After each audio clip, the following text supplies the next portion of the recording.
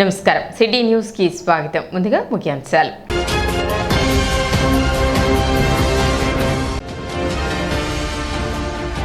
ఉచిత gas cylinder మార్చి 31 వరకే. ఇప్పటి వరకు పొందని వారు వెంటనే బుక్ చేసుకోవాలి. మంత్రి నాదెండ్ల మనోహర్ విజ్ఞప్తి.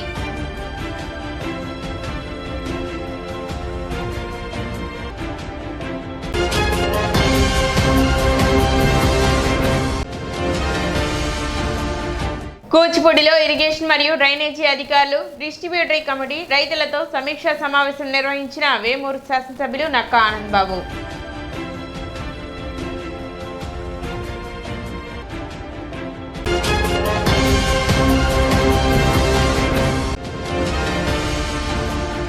ప్రభుత్వం అందించే ఉగాది పురస్కారాలు తెనాలి కాటూరి శిల్పశాలలో తయారు చేయడం మన ప్రాంతానికి గర్వకారణం. ఎమ్మెల్సీ ఆలపాటి రాజేంద్ర ప్రసాద్.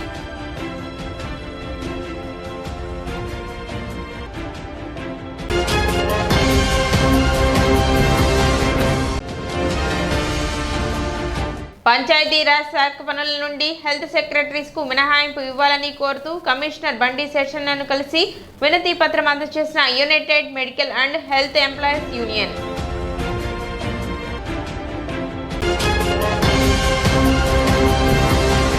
తొలి ఉచిత గ్యాస్ సిలిండర్ మార్చి 31 వరకే అవకాశమని, ఇప్పటి వరకు పొందని వారు వెంటనే బుక్ చేసుకోవాలని ఆహార పౌర సరఫరాల మరియు వినియోగదారుల వ్యవహారాల శాఖ మంత్రి నాదెండ్ల మనోహర్ తెలిపారు. ప్రతి పేద ఆడబిడ్డకు ఏడాదికి 3 ఉచిత గ్యాస్ సిలిండర్లు ఇస్తామన్న హామీని కూటమి ప్రభుత్వం నిలబెట్టుకుందని, దీపం 2 పథకంలో తొలి ఉచిత గ్యాస్ సిలిండర్ పొందేందుకు ఈ నెలాఖరు వరకే గడువు ఉందని మంత్రి నాదెండ్ల మనోహర్ పేర్కొన్నారు.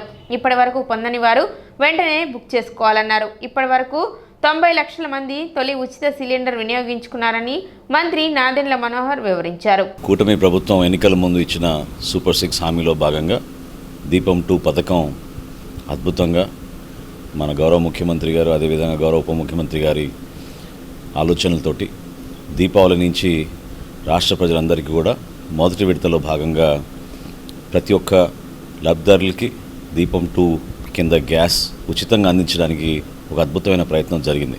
ఇప్పటి వరకు సుమారు 98 లక్షల మంది వినియోగదారులు దీన్ని ఉపయోగించుకున్నారు.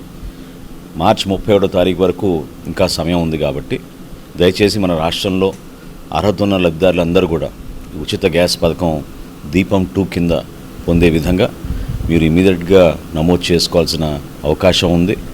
మరి ఏప్రిల్ 1 నుంచి కొత్తగా మళ్ళీ 3 గ్యాస్ సిలిండర్లు ఇవ్వబోతున్నాం కాబట్టి ఆ కార్యక్రమం ప్రారంభం అవ్వకుండా ముందు ఈ కార్యక్రమంలో మొదటి విడతలో భాగంగా ఉన్న ఒక ఉచిత గ్యాస్ సిలిండర్ని ముందుగా మీరు మార్చి 31వ తారీఖు లోపు తీసుకోవాల్సిన అవసరం ఖచ్చితంగా ప్రతి ఒక్కరికి ఉందని ఈ సందర్భంగా గుర్తు చేస్తూ దయచేసి ఇమీడియట్గా మీరు నమోదు చేసుకుని మార్చి 31వ తారీఖు కల్లా మీరు గ్యాస్ బుకింగ్ చేసుకోమని మరొకసారి రాష్ట్ర ప్రభుత్వం తరఫున పౌర సరఫరాల శాఖ నుంచి మీ అందరికీ కూడా విన్నవించుకుంటున్నాం. ఈ నెల 30వ తేదీన ప్రభుత్వం నిర్వహించనున్న ఉగాది పురస్కారాల్లో అందచేయనున్న అవార్డులు తెనాలి కాటూరి శిల్పశాలలో రూపొందించడం అభినందనీయమని ఎమ్మెల్సీ ఆలపాటి రాజేంద్ర ప్రసాద్ అన్నారు. బుధవారం ఆటోనగర్లోని కాటూరి ఆర్ట్ గ్యాలరీలో ఏర్పాటు చేసిన అవార్డులను మాజీ మహిళా కమిషన్ చైర్పర్సన్ నన్నపనేని రాజకుమారితో కలిసి ఎమ్మెల్సీ ఆలపాటి రాజేంద్ర ప్రసాద్ సందర్శించారు. ఈ సందర్భంగా వారు మాట్లాడుతూ తెలుగు కొత్త సంవత్సరాన్ని పురస్కరించుకొని ఉగాది పురస్కారాలు జరుపుకోవడం తెలుగుదేశం ఆనవాయితీ అని, ఇందులో భాగంగా వివిధ రంగాలలోని ప్రముఖులకు నూతన సంవత్సర ఉగాది పురస్కారాలను అందచేయడం జరుగుతుందని, అటువంటి అవార్డులు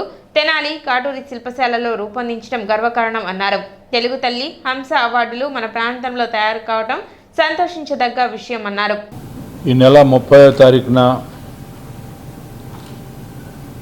తెలుగు కొత్త సంవత్సరాన్ని పురస్కరించుకొని ఉగాది సందర్భంగా కొత్త సంవత్సరంలో ఉగాది పురస్కారాలు జరుపుకోవటం అనేది తెలుగుదేశం పార్టీ ఆనవాయితీ.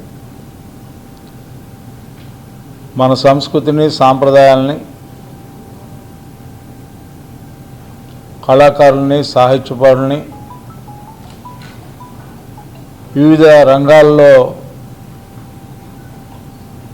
గొప్పవారిని అందరినీ కూడా ఆ రోజున స్మరించుకుంటూ వారికి పురస్కారం చేయటం అనేది ప్రభుత్వం తన వంతు కర్తవ్యంగా భావించి చాలా పెద్ద ఎత్తున ఈ కార్యక్రమాలని నిర్వహించడం జరుగుతూ ఉంటుంది. ఈ నేపథ్యంలోనే మన ప్రాంతానికి సంబంధించి ఎక్కడ ఏ కళాకారుడి రూపం కానీ, ఏ రాజకీయ నాయకుడి రూపం కానీ, ఏది వారి ప్రతిరూపాన్ని తయారవ్వాలంటే అది ఏ ప్రాంతం అంటే కళ్ళకి కానొచ్చైనటువంటి తెనాలి ప్రాంతం అని చెప్పి చెప్పుకోవడం అనేది చాలా సహజమైనటువంటి అంశం. మరి ముఖ్యంగా ఇలాంటి కార్యక్రమాల్లో ఎవరికైతే ఉన్నత శిఖరాలని అధోహరించినటువంటి వ్యక్తుల్ని గౌరవించే ప్రక్రియలో భాగంగా వారికి కళారత్న అవార్డుల్ని, హంస అవార్డుల్ని, వాటిలన్నిటికీ ఆ అవార్డ్స్ని తయారు చేసే ప్రాంతం ఏదైనా అంటే తెనాలి ప్రాంతం అయితే ఆ తెనాలి ప్రాంతంలో కాటూరు వారు దీనికి ప్రత్యేకమైనటువంటి రూపాన్ని ఇవ్వగలిగినటువంటి వ్యక్తి కాటూరు వెంకటేశ్వర. రేపు జరగబోయే ఉగాది పండగ సందర్భంలో తెలుగువారి యొక్క గొప్పదనాన్ని చాటుతూ జరిగే పురస్కారాల యొక్క సభలో మన ప్రాంతంలో తయారైనటువంటి ఆ ప్రధానమైన అవార్డులన్నీ కూడా మన రూపకల్పన అని చెప్పి చెప్పుకోవడంలో మన యొక్క పట్టణానికి, అదేవిధంగా మన ప్రాంతానికి, అదేవిధంగా మరి ముఖ్యంగా కాటూరు వారి కుటుంబానికి అదొక ఖ్యాతిగా మనందరం భావించాలని చెప్పి, అలాంటి గౌరవం మనకు దక్కినందుకు ప్రత్యేకంగా కాటూరు కుటుంబానికి, వెంకటేశ్వరకి నా హృదయపూర్వకమైనటువంటి ధన్యవాదాలు తెలుపుకుంటూ కార్యక్రమంలో శిల్పులు కాటూరి వెంకటేశ్వరరావు, కాటూరి రవిచంద్ర, కాటూరి శ్రీహర్ష తదితరులు పాల్గొన్నారు.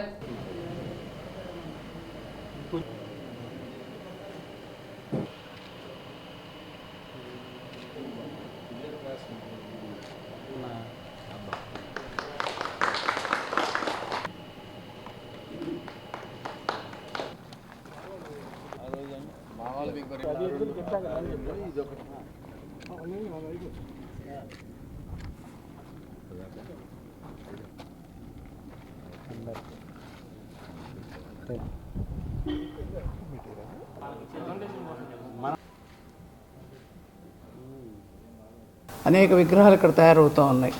మహాత్మా గాంధీ దగ్గర నుంచి, అంబేద్కర్ దగ్గర నుంచి, అనేక రతన్ టాటా దగ్గర నుంచి కూడా అనేక విగ్రహాలు తయారు చేశారు. ఈ మధ్యనే కూడా మన వాళ్ళందరూ కూడా రావడం, చూసి కూడా అభినందించడం జరిగింది. అలాగే శైలజాకరణ్ గారి దగ్గర నుంచి చాలామంది కూడా. అంతేకాకుండా మన వెంకటేశ్వరరావు గారి దగ్గర ఏ రూపం కావాలన్నా కూడా చక్కగా స్పష్టత, చూడగానే ఫలానా విగ్రహం అని చెప్పి తెలిసే విధంగా వారు చేసే శ్రమ, వాళ్ళ బిడ్డలు చేసే శ్రమ ఎంత కాదు. దానికి తోడు మీరు మీడియా ప్రెస్ కూడా వారిని ఎంకరేజ్ చేస్తున్నందుకు ధన్యవాదాలు.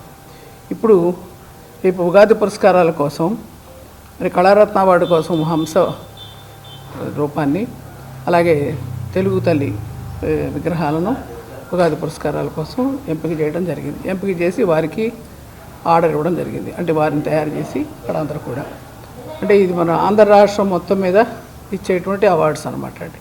కళారత్న కానీ ఇది కానీ ప్రతి సంవత్సరం చేసేది. అంతకుముందు కూడా వారికి ఇచ్చున్నారు, మధ్యలోనే కొంచెం బ్రేక్ వచ్చింది. మళ్ళీ అదృష్టం మరి వారికి వరించింది, గవర్నమెంట్ కూడా వచ్చింది కాబట్టి, రాష్ట్రాన్ని కూడా ఒక విజయాన్ని వరించింది కాబట్టి, మీ అందరి సహకారంతో ఈరోజు ఇక్కడ తెలుగు తల్లిని మనం చూస్తున్నాం. ఎంత చక్కగా ఉందో, ఎంత కళ ఉందో చూడండి ఒకసారి. అలాగే చిన్న విగ్రహం కూడా, చిన్న విగ్రహంలో కూడా చక్కటి కళ కనిపిస్తూ ఉంది. అలాగే హంస విగ్రహం కూడా అంత కళ కనిపిస్తూ ఉంది. నేను ఎన్నో నంది అవార్డులు కూడా ఫంక్షన్స్ వాటికి 50 ఏళ్ల రాజకీయ జీవితంలో అనేక ఫంక్షన్స్ నేను వెళ్ళున్నాను. చాలా చక్కగా, వాటిని మించిన విధంగా ఉందా, అసలు ఎంత బాగా చేశారో చెప్పడానికి లేదు. అభినందనలు. మన ఆంధ్ర రాష్ట్రానికి తెనాలే ఒక గుర్తింపు వచ్చేలాగా వారు చేస్తున్నారు ఏ నిజం చెప్పాలంటే. అందుకోసం మీ అందరికీ ధన్యవాదాలు తెలియజేస్తూ, ఉగాది పర్వదినాన్ని పురస్కరించుకొని రాష్ట్ర ప్రభుత్వం ఉగాది పురస్కారాలు కళారత్న పేరుతోటి ప్రముఖుల్ని, మరి కళారంగంలో సేవ చేసిన వాళ్ళకి కానీ, ఇంకా వివిధ రంగాల్లో సేవలు అందించిన అందరికీ ఉగాది పురస్కారం పేరుతోటి మరియు కళారత్న పేరుతోటి పురస్కారాలు ఇవ్వటం ఆనవాయితీగా వస్తుంది. ఇదివరకు ఉమ్మడి రాష్ట్రం ఉన్నప్పుడు ఈ కళారత్న పురస్కారాలు కానీ ఉగాది పురస్కారాలు కానీ హైదరాబాదులో జరిగేవి. అలాగే తయారీ కూడా ఈ హంసలు కానివ్వండి కానీ తెలుగు తల్లి విగ్రహాలు కానీ హైదరాబాద్లో వీటిని తయారు చేయడం జరిగింది. తర్వాత ఉమ్మడి రాష్ట్రం విడిపోయిన తర్వాత అప్పుడు ఉన్న పరిస్థితులతోటి మనం ఆంధ్రాలోనే ఈ విగ్రహాలు చేయించాలి, కార్యక్రమం కూడా ఆంధ్రాలో జరపాలని నిర్ణయించుకున్న తర్వాత ఈ విగ్రహాలు మరి ఎవరు చేస్తారు ఈ పురస్కారాలు ఆంధ్రాలో అంటే మేము ముందుకెళ్ళాం, మేము తయారు చేయగలమని అప్పుడు సాంస్కృతిక శాఖ మరి మాకు ఈ ఉగాది పురస్కారాలను కానీ ఈ హంసలను కానీ ఇవ్వటం జరిగింది. వీటిని మేము 2 సంవత్సరాలు మరి రాష్ట్ర ప్రభుత్వానికి అందించాం. 2 సంవత్సరాలు కార్యక్రమాన్ని దిగ్విజయంగా జరిగింది. ఏక మొత్తంలో ఆస్తి పన్ను చెల్లించిన వారికి 50% వడ్డీ రాయితీ ఇవ్వనున్నట్లు మున్సిపల్ కమిషనర్ బండి శేషనాథ్ తెలిపారు. ఇప్పటికే వడ్డీ చెల్లించిన వారికి తరువాత ఆర్థిక సంవత్సరానికి జమ చేయనున్నట్లు ఆయన పేర్కొన్నారు. మన పట్టణంలో 37,041 ప్రాపర్టీ ట్యాక్స్ అసెస్మెంట్లు ఉన్నాయి. అందులో సుమారుగా 30,000 వరకు ఇప్పుడు ట్యాక్స్ పే చేశారు. ఇంకొక 7,000 వరకు ట్యాక్స్ పేయర్స్ ట్యాక్స్ పే చేయాలి. వివిధ కారణాల వల్ల వాళ్ళు ట్యాక్సులు సకాలంలో చెల్లించకుండా ఇంకా ఉన్నారు. అలాంటి వారందరికీ కూడా రాష్ట్ర ప్రభుత్వం ఒక మంచి వార్త అందించింది. అదేంటంటే ఎవరైతే ఇంకా ట్యాక్స్ పే చేయాలో అలాంటి వారందరికీ కూడా సాధారణంగా రూల్స్ ప్రకారంగా వాళ్ళు సమయం దాటితే కనుక ₹2 వడ్డీ చొప్పున వడ్డీతో సహా కూడా ట్యాక్స్ పే చేయాలి.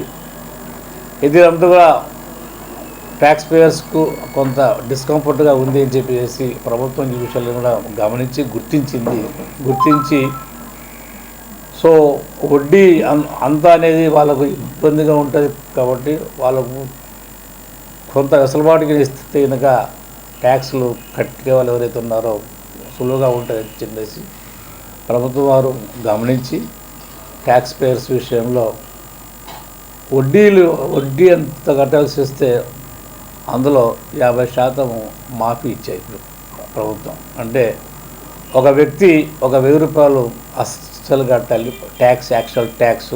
దానికి సపోజ్ ఒక ₹500 వడ్డీ పడుతుంది అనుకోండి. సో ఆ ₹500లో ₹250 రాయితీ ఇస్తున్నారు, మాఫీ ఇస్తున్నారు.